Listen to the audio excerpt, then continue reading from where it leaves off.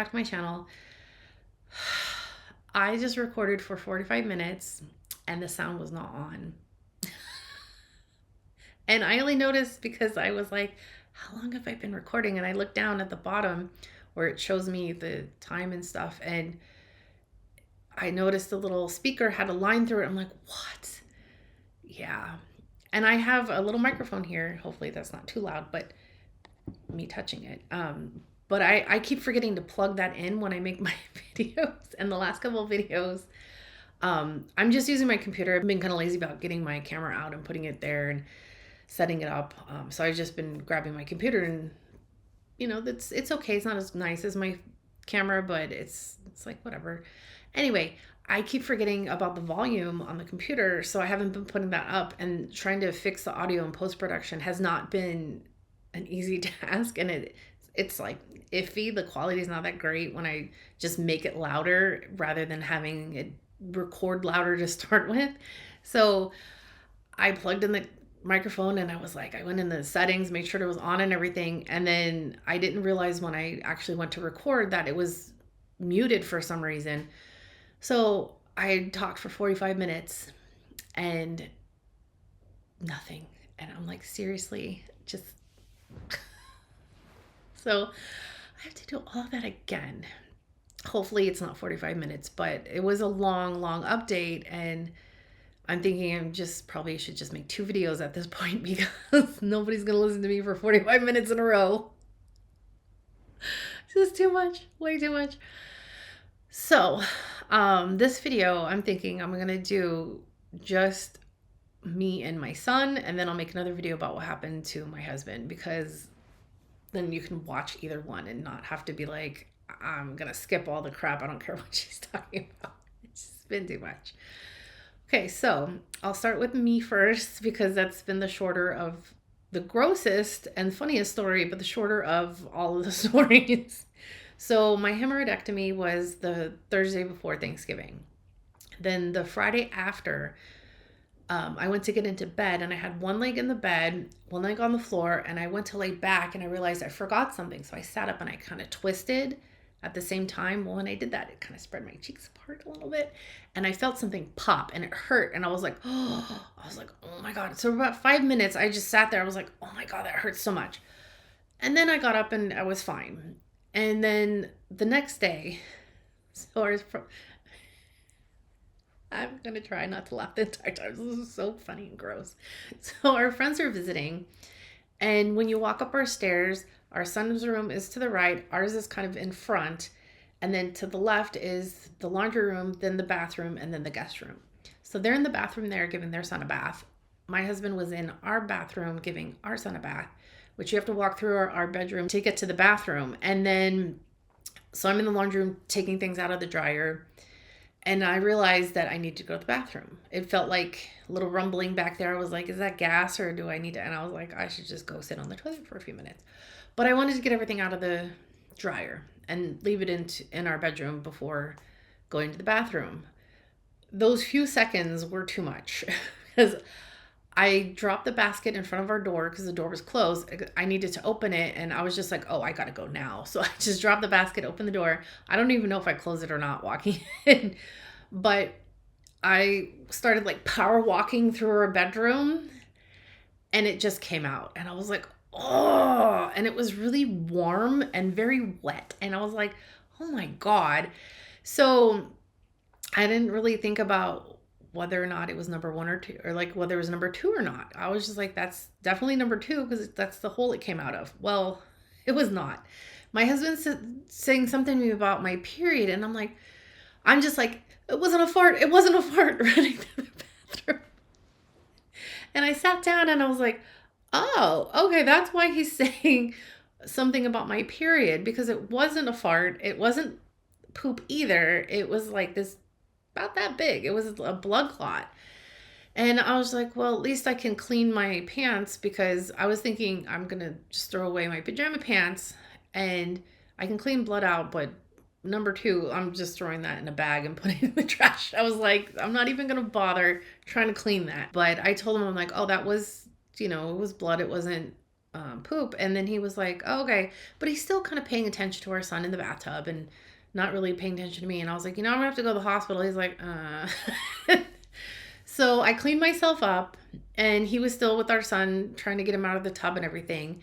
And I went downstairs and I told our friends who had finished with their son already, I was like, can you guys watch Nikola for about 10 minutes? Patrick needs to take me to the ER. And they were like, oh, and they were so concerned and shocked that it made me cry. Like, I was like, oh my God, because I was pretty calm at that point. I was trying to be like, I'm going to be fine. It's just blood, but because I have, and if you're wondering why, you're like, why are you going to the ER? I have antiphospholipid syndrome. So anytime there's unusual activity with blood, like if I wake up and I just have a giant bruise and I didn't hit my arm, or I'm just spontaneously bleeding, I need to go to the ER because I take a blood thinner and I could bleed to death very, very easily. Or I could have a stroke very easily. So it's just an ER visit, even if it's just like, yeah, you're fine, go home. It's better than being like, I'm fine, I'm going to stay home, and then I don't wake up. So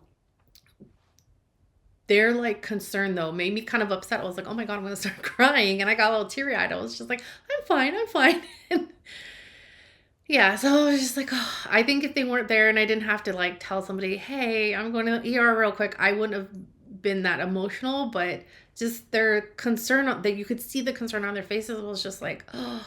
So Patrick dropped me off, and then I had like my phone and my iPad. I was like, I'm gonna be fine. I have something to entertain myself for the hours that I know I'm gonna be here. Well, the nurse came in and she put a glove on. She's like, I have to examine you. I'm like, and she put her finger in, but then like hooked it and turned it. And I was like, oh, I'm like, get out of there. I'm like, it's an exit, not an entrance.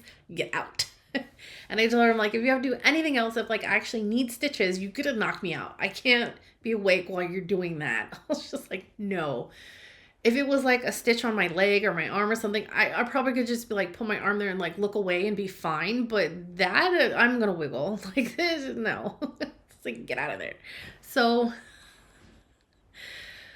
that was a very long visit. They did a CT and they're like, okay, we don't see any extra pulling of the blood or anything. We don't see that it's coming from a different location. You just popped a stitch. And I was like, that's pretty much what I thought I did, because of when I felt when I did it. And I didn't think what happened the next day was going to happen, because it was about 24 hours later where that clot was just like, ta-da. So I didn't expect that, but the doctor came in later when they went to discharge me and was like, look, it's going to happen a couple more times over the next 2 to 3 days. You don't need to come back unless it's like bright red and gushing out like a faucet and you can't control it. And I was like, all right. So I was like, let's hope that doesn't happen. I was like, okay. So I called Patrick. I'm like, come get me. I'm fine. They're discharging me. And I had some pain meds left that I didn't use them all up. So I took one because my rear end still hurt from her just doing that with her finger. Because when she got to where the stitches were, that's where it was like super, super painful. And I was fine. The next day there was another clot. It wasn't this big. It was like a little tiny, well, I mean, this isn't tiny, but it was smaller, and I had a little more control over when it came out, and it wasn't that bad. And then since then I've been okay. I had a follow-up with like a nurse practitioner about 3 weeks later. And then I have an appointment, I think it's next week, with the doctor to follow up to make sure everything's healing properly. And I haven't had any other issues, so I'm pretty sure that it's fine at this point. But I'm like such a drama queen. I don't want to be, but like stuff just always, I'm a magnet for weird things. Like stuff is always happening to me, and I'm just like, what? And I don't purposely do things for these things to happen. They just, I attract weird things. And like my friends used to call me douche magnet, because the guys that would date me were just not nice people. And they looked nice, and you talk to them, you're like, oh, this is going to be great. And then after like 2 dates, sometimes just in the middle of the first one, I was like, oh, this is not. So I always had weird stories about like my dating life. And now I'm not dating anymore, but weird things are still happening. And it's like, I just want to be boring for a while. So next is Nikola. And with him, we're still in the process of, so he was diagnosed with very mild autism, but we're in the process now of figuring out if he's going to go to the public school and get therapy there, or if he's going to go to the Atlanta Autism Center for therapy. And last week we did go and we spent surprisingly almost the entire day there. I was really surprised how long we were there, but we talked to their like admin person who was the one in charge of putting what kid with what therapist and what group that they're going to be in. And then Nicola was with one of the people that does the therapy and was kind of observing him and just taking him around and letting him play and do different things. And he had a blast. He played so much that he passed out when we left. And we like the location. They have a big indoor play area for the kids, and the like admin director person was saying that she has 3 other kids that are very similar to him. With the other kids, like one of them is a girl, she's nonverbal. She talks a little bit, not conversational. She just kind of repeats what people say. And then the other boys are all around his age and they have very similar issues as him. So she was like, I think that's going to be a great match for him. I'm like, okay, cool. But we are still talking to the school and they take a little longer. So it's probably sometime in March is when we know whether or not he's going to go to the school district or the autism center. Either way, I'm a little sad about him being taken out of the daycare that he's in because he does like it. Even though every day when we try to drop him off, he's like, oh, I don't want to go, I don't want to go. And he gets all sad and stuff. He has fun when he's there. He comes home in a good mood. When we pick him up, he's usually very happy. And sometimes I'll go and he'll be playing so hard that he doesn't even notice I'm standing there. And I'll say his name a couple times and he's like, oh, you're here. And it's like, yeah. Another, excuse me, and the other days he's like got his jacket and he's ready to go, but he's still happy. Like you can see when he's had a good day. He likes his teacher a lot too. And then we really like the whole daycare and the staff and everything. And like their director, she's not the principal, but she's the director, but it's like kind of a principal person. Her and I get along really well. We have like the same parents, like our moms. I'm just like, how are we not sisters? Because our mom is like the same person. So we get along really, really well. And yesterday when I went to pick up Nicholas, she's like, I know where you live. I'm like, well, yeah, you have our paperwork. And then I realized, oh, she's joking because I'm like, well, we're not taking him yet. So she's somebody who's like more than just somebody that works there. She's turning into a friend. And so it's going to like, if I don't see her every day, it's going to be kind of sad because, you know, I do like to chat with her, but I'm like, at some point when Patrick's feeling better, I do want to invite her and her husband and their son over. Her son is like, I think a year old. So he's quite a bit smaller than Nikola, but, you know, just have them over and be like, okay, we're friends.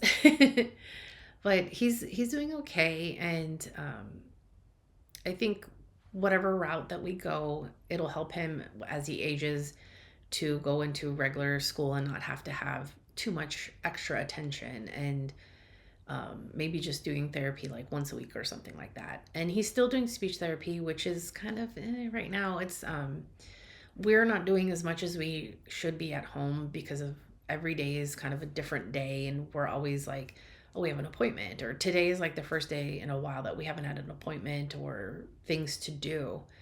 And I had something else planned today, but I'm not sure if you can tell, this eye is all red and I didn't want to do that with this big red eye because it looks like I don't have pink eye, and I wore this on purpose to kind of help blend that in. Like there's just a lot of red on screen and hopefully you don't notice, but there's some jobs that I want to apply for and I wanted to drop my resume off, but I don't want to go in with a red eye looking sick, like because I'm not sick. It's just I wake up every once in a while and I'll just have a red eye. This happened about a month ago. It was this eye, and it's not pink eye because it's not itchy or anything. And tomorrow I'll be fine. It'll just go away. At the most, it'll last 2 days and then it's gone. And I put regular eye drops in, thinking my eyes just dry or something, and it's not. I don't know why it's doing this. I really should ask the ophthalmologist like what's going on. But I was like, okay, I'm not doing what I wanted to do today. I'm like, probably fit it in tomorrow, but I had already done my hair and makeup, so I'm like, well, just make a video. And I didn't know when I was going to fit the video in anyway, but it's at this point where I'm like, okay, I have enough to talk about. I should really do this video because I don't think I did one last month. And I just didn't have time because I'll get to that in the next video because this one's going to be too long and you won't listen to me rant for 45 minutes again. I'm going to end the video here and record the next video in a minute, and I'll upload this one first. So hopefully over the next month or so, things get better. And yeah, so I'll let you guys know what's going on with Patrick and all of his stuff in the next video. Bye.